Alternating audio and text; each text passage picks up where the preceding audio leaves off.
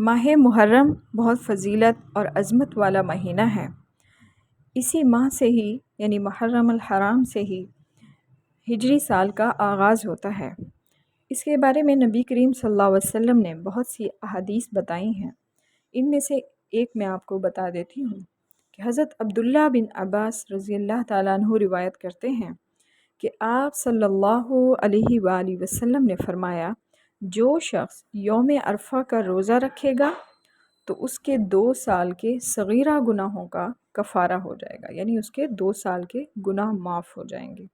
اور جو شخص محرم کے مہینے میں 1 روزہ رکھے گا اس کو ہر روزے کے بدلے 30 روزوں کا ثواب ملے گا۔ سبحان اللہ۔